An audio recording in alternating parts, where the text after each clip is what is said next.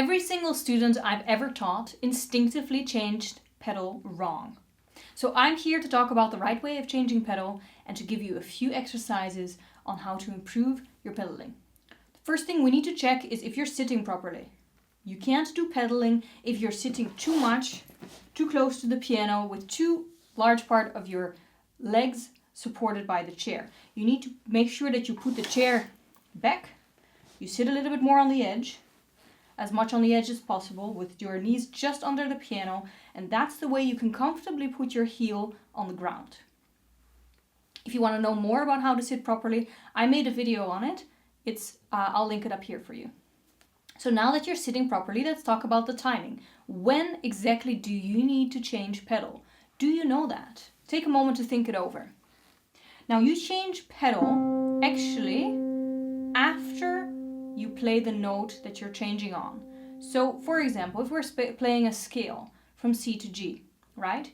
We don't want, if we're playing C and D, we don't want that in the same pedal, which means we need to change, right? We don't want this sounding in the same pedal. That's not very beautiful. So like I said, we need to change after we play the note on which we want to change. We want to change on the D, so we have to change after we play the D and change. So just look at my foot. I'll add the camera right next to that. So C, you play the D first, and then you change. Now this doesn't sound very good, and that's because I'm doing it slowly, so you can see now. When I'm doing it faster, it sounds actually like a perfect, smooth transition. Listen.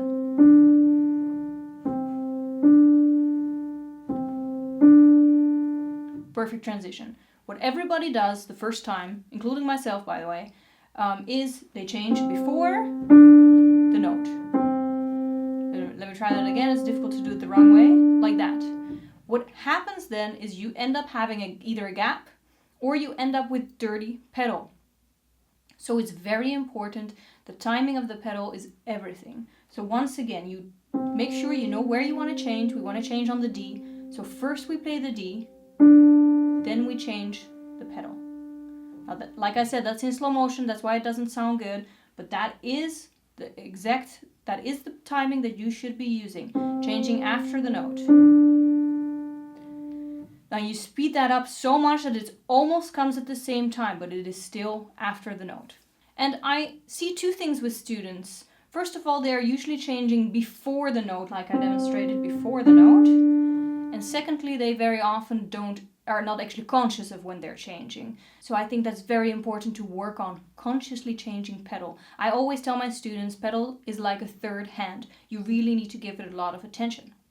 So talking about giving it attention, let's explore some exercises that you can do that will really, really improve your pedaling. So the exercise I would advise you to do is just pick a 5-note scale and extremely slowly first play the next note, then up and down, then the next note, then up and down, then the next note, up and down. So what we're going to see here is the pedal is not going to sound good. It's going to sound blurry because we're doing it slowly, but that is going to give your brain and your foot really consciously, it's going to introduce the right pedaling technique. So if you do that every day, just one time before you actually start practicing, that will already really benefit you.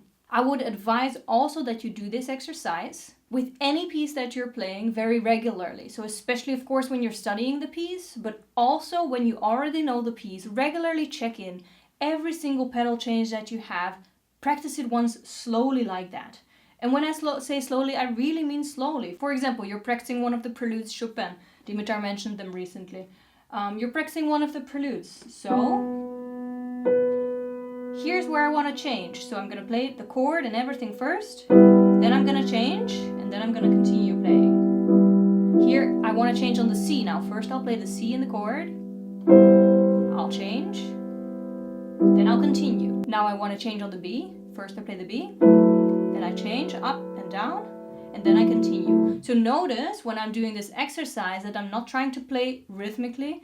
I'm really taking the time that I need to first play the note, then up with my foot, then down with my foot, and then continue. Especially if you had a bad habit of pedaling before, it's about kind of reprogramming your brain for the right technique. When I was studying first year in the conservatory, I had actually bad pedaling, and I needed to reintroduce this. And I did it by literally doing this exercise that I told you to, but I also just looked at my foot to have that double check to see if I was actually timing it right, because sometimes you get very distracted by the piece and you even are not conscious, like I said, what you're doing. So even I added to it that I just looked at my foot a lot.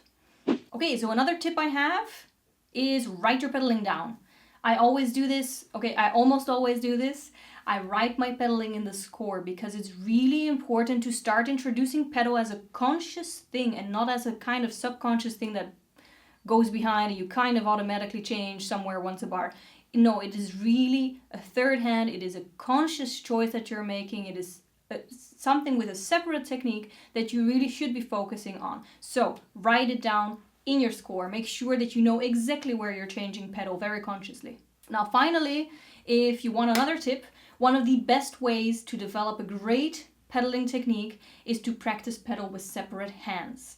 That means, and that's why I mention it after I tell you to write down your pedaling, because you really need to be conscious of when you're changing it. Sometimes your right hand might have rest and you have to change your pedal even if you're not playing your left hand. So if you practice separate hands, for example, you need to know you're changing here. And then here, and then here. And practicing separate hands requires you being even more conscious of when you have to change, but it also gives you the opportunity to have just simply more attention for your pedaling because one of the hands is missing. You're playing one hand and your pedal. It gives you more brain power to focus on your pedaling. Let us know if you have any questions. Let us know if you have any requests. Also, come and join the community, subscribe, leave us a comment, tell us what's on your mind, what piece are you practicing at the moment, what music are you enjoying. Thank you so much for watching, and we'll see you next week.